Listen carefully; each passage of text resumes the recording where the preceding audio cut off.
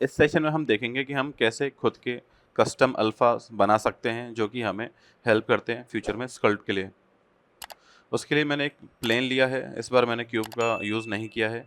And जो हमारी document size है उसको हमें स्क्वायर फॉर्म में कर लेना है। 2K मिनिमम आपको लेना चाहिए डॉक्यूमेंट साइज़। अगर आप उससे कम रेज़ोल्यूशन का लेंगे, 1K पर लेंगे, तो जितना रेज़ोल्यूशन हमारा प्रोवाइडेड होता है उतना ही क्वालिटी में अल्फ़ा हमारा बनता है। 4K काफ़ी ज़्यादा हैवी बड़ा फाइल हो जाता है, तो वहाँ तक जाने की हर केस में नीड नहीं है, 2K इनफ है। प्लेन को फिक्स किया एंड अब मुझे इसमें कुछ डिवीज़न ऐड करने हैं। एटलीस्ट हमें 1 मिलियन तक तो डिवीज़न रखने ही चाहिए, उससे कम हमें नहीं रखनी चाहिए, क्योंकि जो भी डिटेल आप इस पर प्रोवाइड कराओगे या स्कल्ट करोगे नहीं तो वो ब्लर होगी। और अगर आपकी डिटेल ब्लर रहती है तो आपका क्रिएट किया हुआ अल्फ़ा भी ब्लर ही फॉर्म में रहेगा हमेशा के लिए। चाहे तो हम एक डिवीज़न और भी यूज़ कर सकते हैं। ट्रायल के लिए मैं किसी भी तरह की नॉइज़ का यूज़ कर रहा हूँ, जो कि हम प्रीवियस सेशन में हम देख चुके हैं किस तरह से नॉइज़ को हमें यूज़ करना होता है। एंड कुछ मैंने इस डिटेल को यहाँ पर अप्लाई कर दिया। अभी आप यहाँ देख पा रहे होंगे जब हमने डिविजन्स ऐड किए थे, सो हमारा प्लेन थोड़ा सा यहाँ से टर्न हो गया था। सो इसके लिए हम इसे थोड़ा सा स्केल कर देते हैं जिससे गैप का इश्यू हमें देखने को ना मिले। स्टैंडर्ड ब्रश के साथ ड्रैग की पोजीशन रखनी है एंड अल्फ़ा में हमें ग्रैब डॉग का यूज़ करना है। ग्रैब डॉग का मतलब होता है जो भी स्क्रीन पे हमारा जो वर्किंग एरिया है, जो भी डिटेल इस पे प्रोवाइडेड होती है, दिख रही होती है, वो एक अल्फ़ा में क्रिएट हो जाती है। इसको आप एक्सपोर्ट कर सकते हो जिससे कि नेक्स्ट टाइम के लिए आप इसे यूज़ कर पाओ। अब हमारा अल्फ़ा क्रिएट हो चुका है, इसे आप एक ब्रश की तरह भी यूज़ कर सकते हो।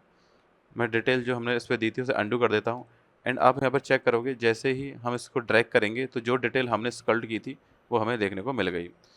इसमें 2-3 सेटिंग्स को हमें यूज़ करना है जो कि चेंज करनी है। अभी इंटेंसिटी बहुत ज़्यादा है, इंटेंसिटी को हमने कम किया, लेकिन फिर भी स्टिल आप देख पा रहे होंगे जब हमने इसको ड्रैग किया तो आपको चारों तरफ एक बाउंड्री देखने को मिल रही है जो कि काफ़ी अच्छी नहीं लगती, हमको ये बाउंड्री रिमूव करनी होती है। ये बाउंड्री इसलिए क्रिएट होती है कि अगर आपका अल्फ़ा बिल्कुल फिट है आपकी विंडो में, तब आपको ज़रूर ये बाउंड्री मिलेगी।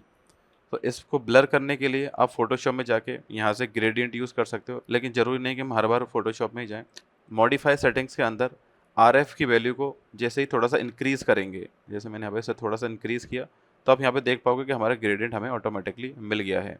अब बॉर्डर की सारी डिटेल एक तरह से हाइड हो गई है एंड अब आप इसे ट्रैक करोगे, तो हमें वो बाउंड्री क्रिएट होती हुई नहीं दिख रही है। प्लेन की जगह इस बार हम किसी तरह का दूसरा मैश यूज़ कर रहे हैं एंड उसमें हम एक डिटेल यूज़ करते हैं एंड उसका अल्फ़ा क्रिएट करके देखते हैं। किसी भी तरह का ट्रायल के तौर पर आप कुछ भी एक बार डिटेल प्रोवाइड कर दीजिए एंड इसका अल्फ़ा क्रिएट करने के लिए हम इसको चारों तरफ इस तरह से फिक्स नहीं करेंगे, थोड़ा सा सेंटर में रखना है, कोशिश यही करनी है कि सेंटर में रहे और ऑटोमेटिकली हमें गैप मिले इसकी बाउंड्रीज पर। एंड देन आप इसे ग्रैब डॉग कीजिए। रिजल्ट को चेक करने के लिए अगेन हम प्लेन पर रिजल्ट चेक करते हैं, तो जो भी प्रोवाइडेड डिटेल थी मैश के साथ उसका आप देखिए एक बहुत ही अच्छा अल्फ़ा क्रिएट हो चुका है एंड जब आप इसे ट्रैक करोगे तो वही डिटेल हमको देखने को मिलेगी। फ्रंट से तो हमको ये डिटेल काफ़ी अच्छी दिख रही है, लेकिन जैसे आप इसे थोड़ा मूव करोगे तो आप देख पाओगे कि एक स्ट्रेंथ ही होती है एक प्लेन पर, आप कितनी देर तक उसे खींच पाते हो, एक पॉइंट पर आकर वो स्ट्रेच होना ज़रूर स्टार्ट हो जाएगी डिटेल। सो इसलिए आपको इंटेंसिटी के साथ भी थोड़ा सा यूज़ करना चाहिए मैनिपुलेट करके कि बहुत ज़्यादा हमें यहाँ पर स्ट्रेचिंग देखने को ना मिले। किसी भी तरह के अपने अल्फ़ा क्रिएट कर सकते हो, इंटरनेट पर काफ़ी अल्फ़ा पहले से प्रोवाइडेड होते हैं, उनको डाउनलोड करके आप यूज़ कर सकते हो। यहाँ पर हमें एक बहुत इंपॉर्टेंट बात को ध्यान रखना है कि जब भी हम अल्फ़ा क्रिएट करें तो उसमें एक माइनर प्रॉब्लम होती है जिस पे कि नोटिस बहुत ही कम जाता है। मैं किसी तरह की दूसरा एक डिफ़ॉल्ट यहाँ पर जो हम पहले से प्रोवाइडेड अल्फ़ा है उसको यूज़ कर रहा हूँ एंड उसे यहाँ पर ड्रैग करता हूँ। इंटेंसिटी हम सेम ही रख रहे हैं। आप यहाँ पर नोटिस कर पाओगे कि जब हमने इसको ड्रैग किया तो इधर से ये टर्न लेना स्टार्ट कर दिया है, क्योंकि सेंटर से वो काफ़ी उठा हुआ रहता है, फ्लैट पोजीशन में वो नहीं आ पाता। तो जब भी आप किसी भी तरह का अल्फ़ा यूज़ करें तो आपको याद रखना है कि आप अल्फ़ा की सेटिंग्स में जाके मॉडिफाई में सरफेस को हमेशा ऑन रखें। अगेन मैं इसे दोबारा ड्रैग कर रहा हूँ उसी इंटेंसिटी पर एंड आप चेक करोगे ये उतना टर्न नहीं हुआ है, ये ऑलमोस्ट फ्लैट पोजीशन पे आया है जबकि ये सेंटर से उठना चालू कर दिया था। इसका ऊपर की तरफ मूवमेंट, अप की तरफ मूवमेंट यहाँ पर सबसे ज़्यादा होता है, धीरे-धीरे वो ब्लेंड हो रहा होता है। तो इस सेटिंग को हमेशा याद रखना है, किसी भी तरह के आप अल्फ़ा बनाओ या बाहर से भी कुछ अल्फ़ा अगर डाउनलोड करके आप यूज़ कर रहे हो, तब सरफेस को ज़रूर आप ऑन कर लें। एंड जो भी आपने अल्फ़ा क्रिएट किया है, तो एक तरह से जो एक कॉम्बिनेशन है, अगर आप इस ब्रश को ही सेव करना चाहते हो, सेव एज़ किसी दूसरे नाम से, तो आप इसको सेव कर सकते हो। एंड नेक्स्ट टाइम अगर हम सारी सेटिंग्स को रीसेट भी कर दें एंड अगेन आप उस ब्रश को लोड कीजिए जो आपने अभी सेव की थी, आपको सारी सेटिंग्स के साथ जो भी आपने अगर सरफेस उसमें ऑन कर रखी होगी, जितने भी प्रकार की आपने सेटिंग्स कर रखी होंगी वो सेव रहेंगी और ये आपकी एक ब्रश बन जाएगी। एंड अब हम एक बाहर से किसी टेक्सचर को एज ए अल्फ़ा की तरह यूज़ करके देखते हैं। मैंने यहाँ पर एक टेक्सचर डाउनलोड किया है एक स्टोन बॉल का, इसको हम यहाँ पर लेके आए एंड उसे ड्रैग करते हैं। इंटेंसिटी अभी बहुत ज़्यादा है इसलिए पूरा वो नॉइज़ी हो गया है, इंटेंसिटी हमने कम कर ली।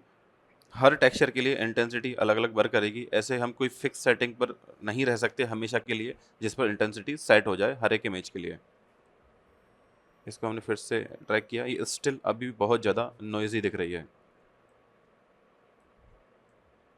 इसको हमने ट्रैक किया, अब एटलीस्ट हमें थोड़ी डिटेल दिखने लगी, लेकिन अब कितना भी इंटेंसिटी के साथ छेड़छाड़ करें वो स्टिल नॉइज़ी ही रहेगी क्योंकि बाहर से जितने भी टेक्सचर्स हम यूज़ करते हैं उनमें काफ़ी हद तक नॉइज़ हमें मिलती है।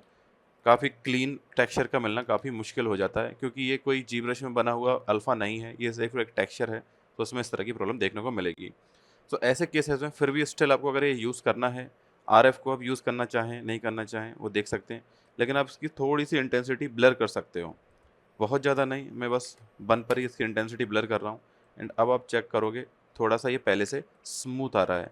एक बार चेक करने के लिए ये हमारी 1 की इंटेंसिटी पर था जिस पे हमने ब्लर किया था एंड मैं उसे वापस से 0 कर देता हूँ एंड अब आप यहाँ पे देखेंगे ये काफ़ी ज़्यादा नॉइज़ी है, ये थोड़ा-सा हमारा स्टिल फिर भी स्मूथ आ रहा है। इंटेंसिटी को अगर हम थोड़ा बढ़ाएँ एंड ब्लर को वापस से 1 पर किएँ। इन सेटिंग्स को बार-बार आप चेक कीजिए कि कहाँ पर आपको सही से डिटेल यूज़ हो पा रही है जिसको आप लेना चाहते हैं।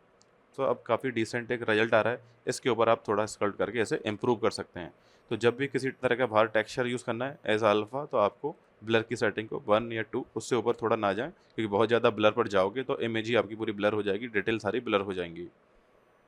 नेक्स्ट जो सेटिंग को हमको याद रखना है जो कि ड्यूरिंग द स्कल्प्ट हम उसे यूज़ करेंगे काफ़ी बार, वो हमारी होती है ब्रश की सेटिंग। ब्रश में ऑटो मास्किंग में यूजुअली हमको बैक फेस मास्क इसको यूज़ करना चाहिए। पहले हम देखते हैं कि किस प्रॉब्लम के कारण हमको इसको यूज़ करना होता है। हमने यहाँ पर 2 क्यूब ले रखे हैं, यहाँ पर एक की थिकनेस काफ़ी ज़्यादा है, दूसरे की काफ़ी कम है। हम किसी भी तरह की या तो ब्रश या जो भी हमने अभी रिसेंटली ब्रश बनाई थी एंड अल्फ़ाज़ वगैरह क्रिएट किए थे, उसको भी यूज़ करके देख सकते हैं। मैंने यहाँ पर इसको ड्रैग किया, इंटेंसिटी हम थोड़ी बढ़ा लेते हैं। मैंने इसको यहाँ पर यूज़ किया और थोड़ा एंड दूसरे के ऊपर ही मैं इसे यूज़ कर रहा हूँ। आप बैक में देखोगे, यहाँ पर हमको एक प्रॉब्लम देखने को मिलेगी कि पीछे की तरफ भी हमारी ये ब्रश या जो भी अल्फ़ा किसी भी तरह का ब्रश हो, वो रिवर्स चलना स्टार्ट हो गया है, जबकि इस पर ऐसा नहीं हुआ है। हम इन दोनों की जगह अगर कुछ दूसरी ब्रश भी यूज़ करते, फॉर एग्ज़ाम्पल मैं यहाँ पर क्ले ट्यूब ले रहा हूँ एंड कुछ क्ले ऐड कर दे रहा हूँ एंड डेम स्टैंडर्ड से मैंने एक डेप्थ क्रिएट कर ली। वही डिटेल मैं इस पर भी प्रोवाइड करा रहा हूँ एंड कुछ क्ले ऐड कर दे रहा हूँ। तो आप यहाँ पर चेक करोगे हमारे इस वाले मैच में जिसमें कि विड्थ काफ़ी कम थी, हमारी दोनों ब्रशेस ही रिवर्स में चलना स्टार्ट हो गई एंड इस तरह की पोजीशन हमें काफ़ी ज़्यादा हार्म करती है और हमारा काफ़ी बार इस पर ध्यान नहीं रहता है और हमारा रिवर्स में स्कल्ट काफ़ी ज़्यादा हो चुका होता है, बैक में आने की पोजीशन में हम नहीं होते। सो सबसे पहले जानते हैं कि ऐसा हुआ क्यों। जीवरश के अंदर जब भी किसी मैच की थिकनेस काफ़ी कम होती है तब वो पीछे के फेस को भी रीड कर लेता है एंड उस पर रिवर्स बिहेव करता है जैसे कि वो प्लेन हो। कितनी थिकनेस पर ही रीड करेगा ऐसा इसका कोई क्राइटेरिया नहीं है, लेकिन लगभग अगर आपको कभी लगे कि थिकनेस किसी पार्टी कम है तो ऐसा होने के चांसेस बढ़ जाते हैं। अब इसे कंट्रोल कैसे किया जाए, क्योंकि जिनमें थिकनेस है उनमें तो ऐसी प्रॉब्लम देखने को नहीं मिलेगी, लेकिन जिनमें नहीं है वहाँ पे देखने को मिलेगी।